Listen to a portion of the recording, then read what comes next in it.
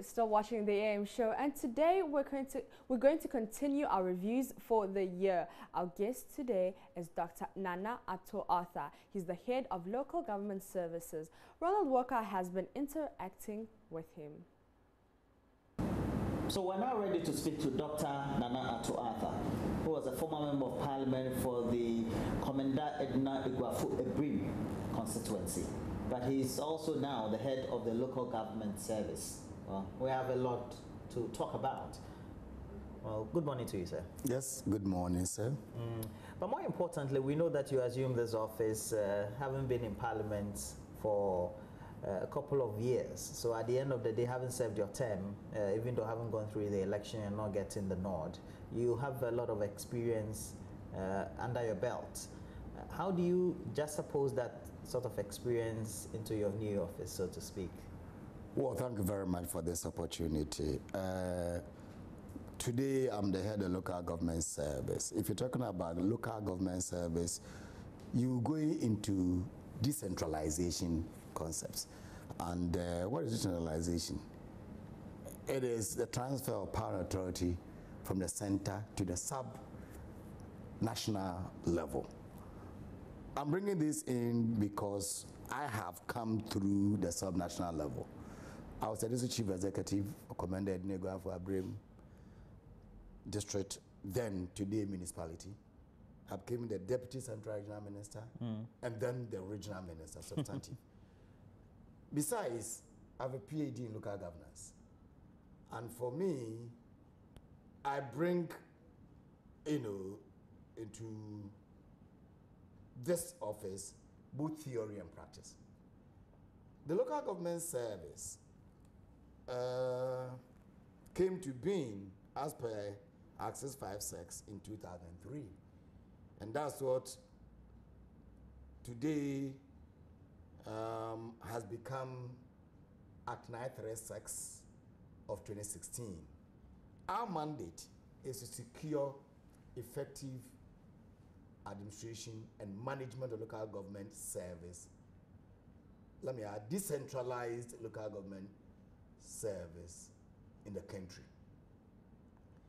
The membership of the service consists of the offices of the regional coordinating councils, department of the regional coordinating councils, offices of metro municipal district assemblies, department of metro municipal district assemblies, the office of the head of local government service, that is where we are. All these put together form the local government service. In addition to the office of the head of local government service, my office here, we have 10 RCCs. And for now, 216 metro municipal and district assemblies.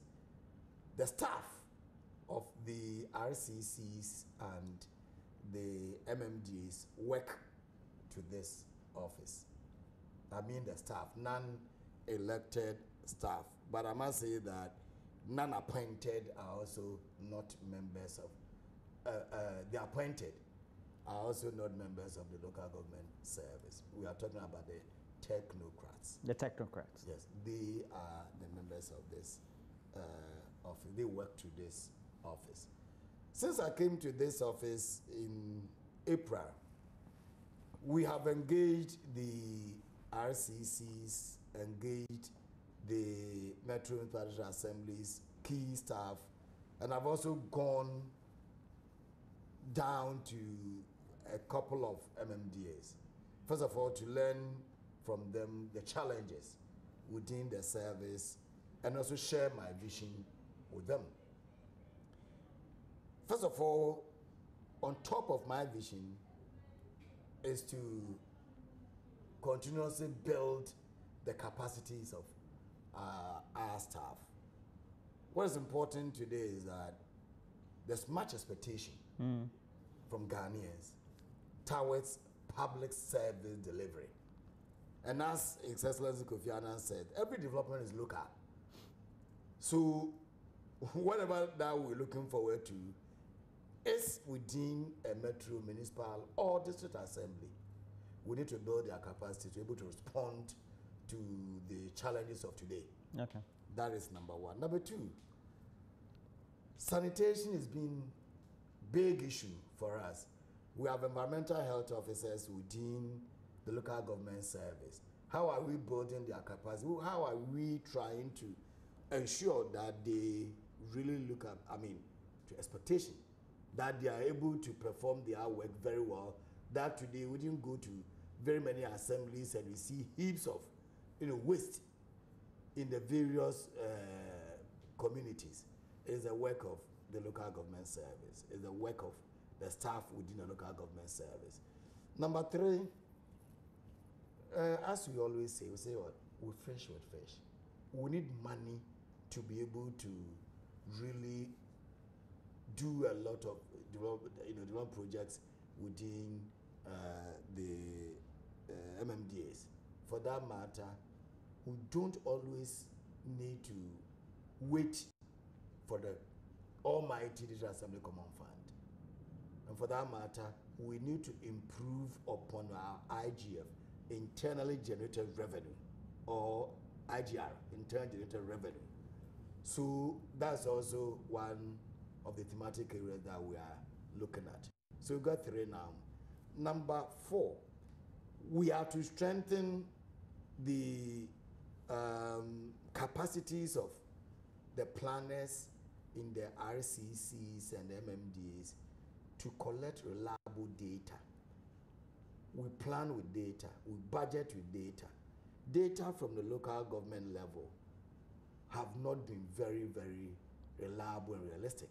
And so that's an area that we are also looking forward to. The last but not the least, professionalism in the service is very, very, very important.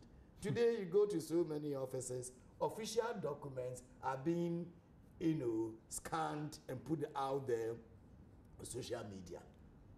That is not professionalism. Official documents, official documents. You go to some places, before even postings get to the various assemblies, it's out there in the media. That is wrong. You go to some places, we're now going to tender for a project. The engineer's estimate is out there already to contractors. That is not professionalism.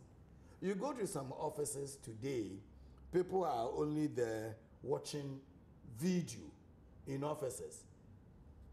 You go to so many offices, what people do is on the social media, WhatsApp, throughout the day.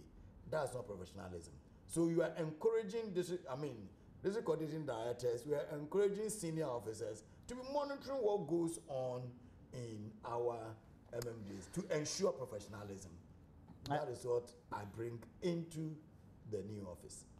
We know that at the heart of the development is a structure of the way the local government system needs to function, because it needs to complement at the top level to meet the lower level.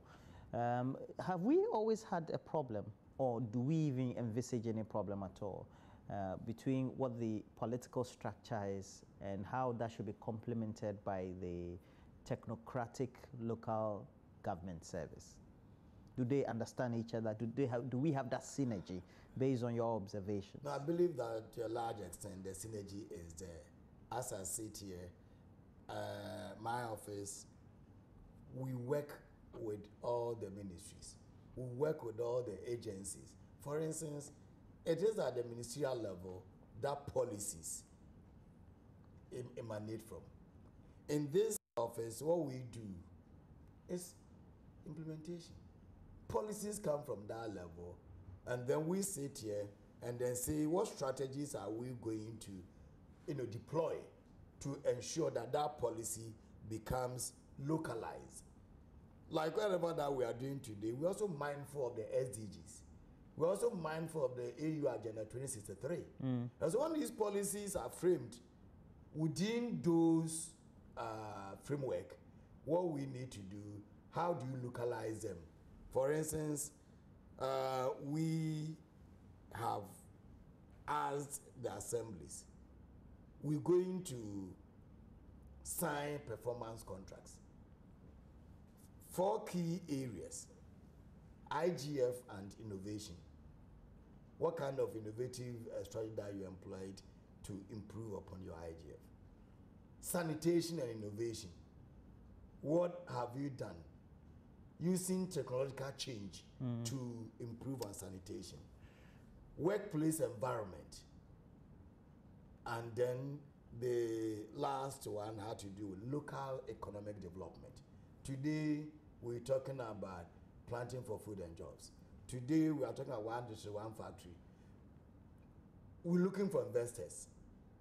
As a municipality or as an assembly, what role did you play in facilitating local economic development in your area? So these are the 4 key areas that assemblies are to sign performance contracts. And how do they sign it? The district coordinating director representing departments of the assembly will sign a contract with the DCE representing the president. Regional minister representing the president of the region will sign contract with the regional coordinating director representing the RCC staff. And now at the end of the year, we have performance indicators to measure, these performances, and then we institute awards and sanctions. We're using these to make sure that, we respond to the needs and the challenges of today.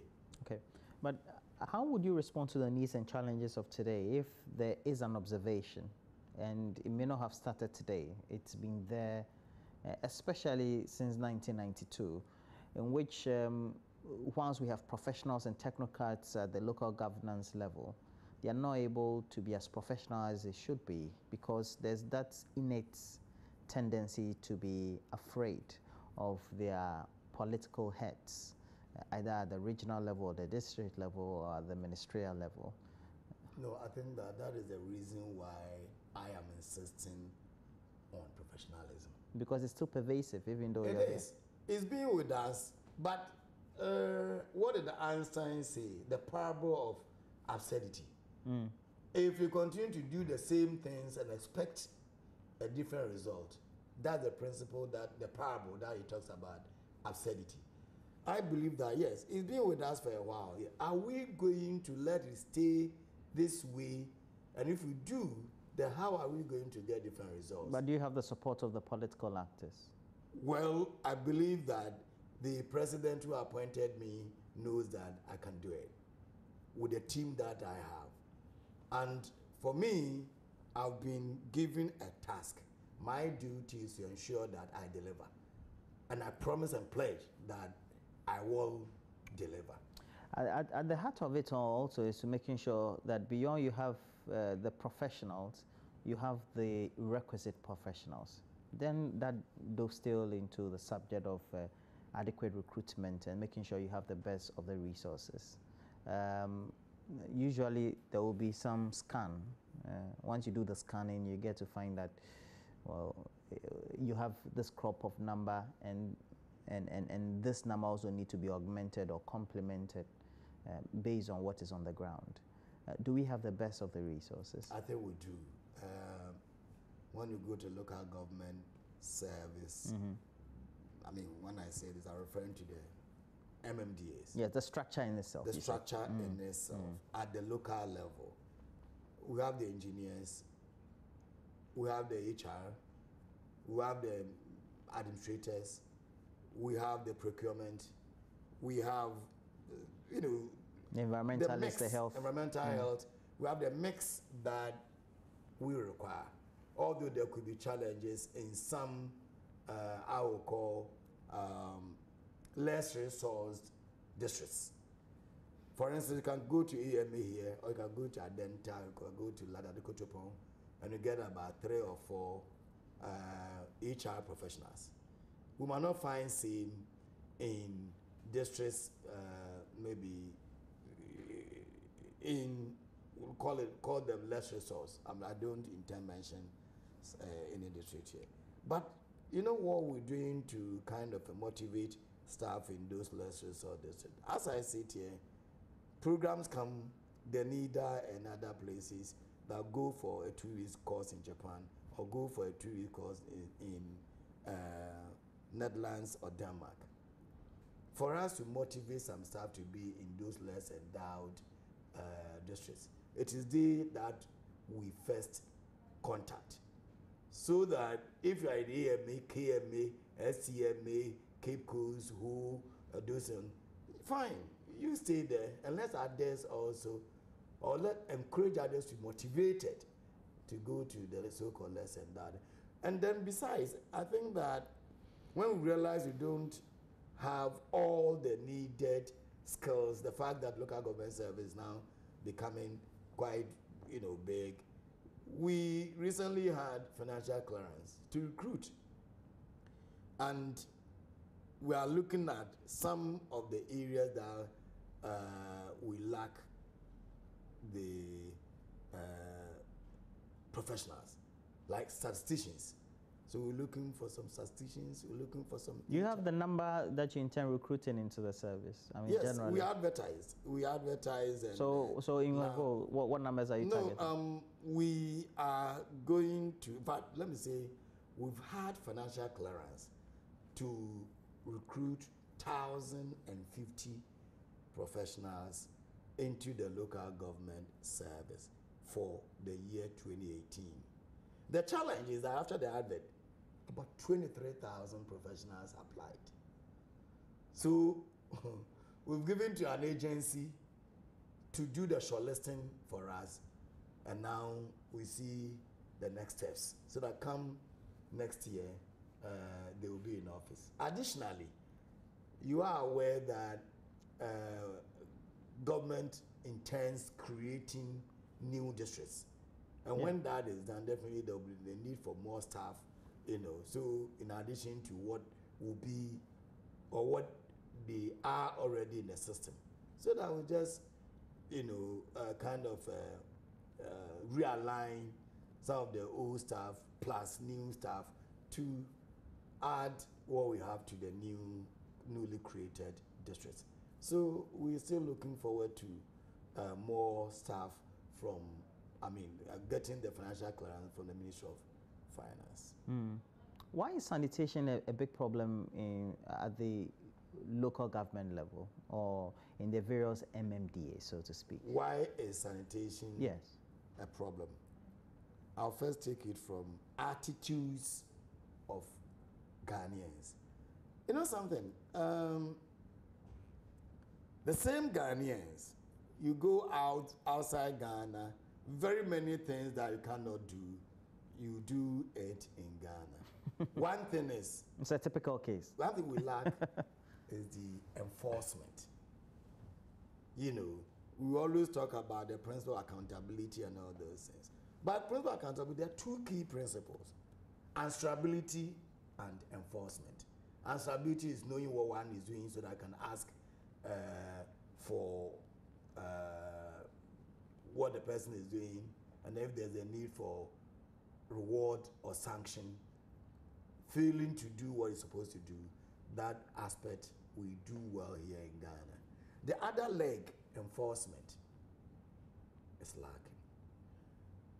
And that for me is the main reason why sanitation has become a big problem for us. How can we tackle it then? How can we look at that behavioral or attitudinal problem and perhaps? We need to continuously be educating our people on what we need to do, what we don't need to do. And also, when they fail to do or they found foul, we enforce the law. That leg is what I'm talking about, the enforcement aspect. But first, education is very, very important. Somebody will say, oh, we know it. Yeah, but we know it. But every day when you go to church, the Bible is read. You see? So, we need to be seriously looking at the enforcement leg of accountability. If we do that, it will help us as far as sanitation is concerned. The next thing also had to do with resource. The mental health staff that we're talking about, some of them even need motorbikes to run around to even educate residents. We shouldn't do this, do that. The resources there. How many communities you go, you find bins all over, so that when you pick your waste, you put in a bin. And even if they are, how often do we collect The resource is also another challenge. But I think that with the creation of water resources and sanitation ministry, partnerships will be very high so that we'll be able to improve upon sanitation in the local government service or within our MMDAs. We know that there's a commission that has been created that is collating perhaps, I don't know whether it's memoranda or the views of various regional entities that want their areas geographically to be demarcated into or redemarcated into regions. We're told that helps in redevelopment. That's the argument on the other side. But at the end of the day, when these new ones are created, how do they help in the scheme of things in order to strengthen the structure that we already have? Well, when a new region is created, it becomes part of the local government service. When a new district is created, it becomes part of local government service. And I think I am all for it in the sense that what do we talk about when we talk about decentralization and local governance? Getting closer to the governed. That is what we call local governance. And for me, everybody wants to have a feel of government and governance, you know. And that's the more reason why I am so much interested when we come to the District Assembly Common Fund that was introduced, you know, so that the little that goes to that small area, they should manage it well to improve upon the well-being of the people in those areas. For me, it will lead to what we call leaving no one behind. Leaving no one behind. It's so that everybody is part of the development. Everybody becomes part of the national cake. And that is very important. Okay. But we have to wrap up our discussions. But we know that looking forward, well, many Ghanaians are looking forward to the government or the president's whole promise of making sure that we have election of MMDCs, so to speak. We know that we're told that we'll see some fruition of all that at its infantile stage from next year and culminating by 2019 in an election process and all that.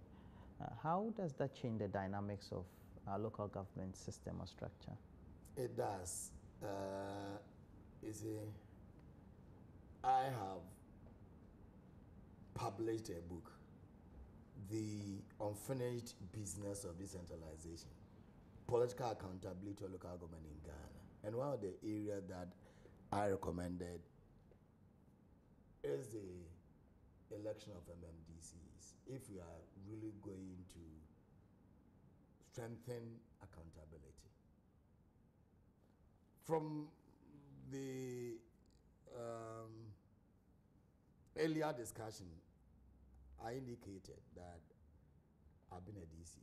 I was appointed by President Kufuor.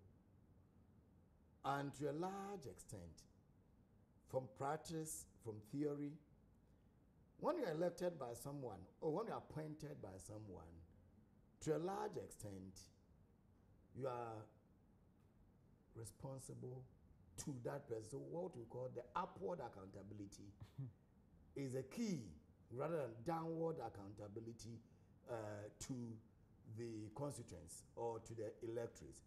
So to a large extent, if we elect our MMDCs, what we know in theory is what really will happen, they will be more accountable downwardly than upwardly. And by that, we expect that they will be able to do more as far as... So they'll be accountable to the people? To the local people who elected them. Okay. But at the end of the day, there's always this dichotomy, or whether it's going to be a conundrum or some perhaps confusion. Why confusion? If, let's say, we have a government in power that has an elected member, or let's say has an elected DC or somebody that perhaps may be affiliated to the party of the government in power, and then vice versa, where there's a government but the elected representative of a certain MMDA is not aligned to either the party or its ideologies, etc. How does that improve development in the area? I don't see it as a problem at all. Ghana is a unitary state. We have a president, Nana Akufo-Addo. Well, it's not necessarily about the president. I mean, it's something that's coming to stay. We have a president of Nanado who was elected on the ticket of MPP. Assuming we have Kwesi Mensah elected on the ticket of a different political party, not the MPP, Nanado, who is in power. Let's say for Cape Coast. Let's say for Cape Coast. The people who elected you in Cape Coast is looking forward to development. Now by our law, there's no way you will not have your share of the National Assembly Common Fund. There's no way. So one, you have your share of the National Assembly Common Fund. People are expecting that they will see more developmental projects in where you are. There will be pressure on you to make sure that, look, although the president comes from a different political party, you need whatever you need to do, whether by way of lobby or whatever, to make sure that there's development in your area. If you don't do that, the people who elected you are not going to elect you for the second time. So it means that you have to bring your innovation to bear. Everything. Your ability to mobilize resources for the And then for that, so many areas within Africa here have done that. Uganda has done it. Kenya has done it. South Africa is electing their mayors. So why don't you also, do same? If that is going to improve upon transparency and accountability, for that matter, good governance, why don't you do that? So it means so what happens to if, let's say, a mayor comes into office or somebody has been elected, decide that my vision is to do these sort of project. As a result of that, I want to borrow on the balance sheet of the district or the metropolitan area. We have a law. In fact, we're looking forward to what we call municipal finance. Some bonds and all that. Yeah. Bill. If it goes through, become Municipal Finance Act, I can tell you that there's a ceiling. It will tell you that as a municipality, you can't go out there to borrow to this. There's a law. Beyond a certain threshold. Yes, there's a certain threshold. So we'll be working within the law. And whilst working within the law, I believe that things will be improved. We're looking forward to, partnering countries, partnering institutions that will support all of us to achieve Ghana that we want. All right. That'll be it for our discussions this morning. And we wish you all the best for the festivities. And we know that you look forward to a better 2018. Definitely. Definitely. Right. Looking forward to a better 2018.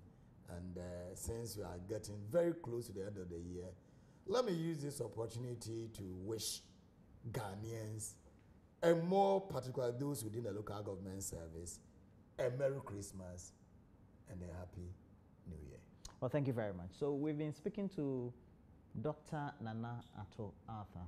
He is the head of the local government service. And we know that the onus lies in his office to make sure that he brings in a lot more innovations. And he has key itemized objectives to meet. And, we wish him all the best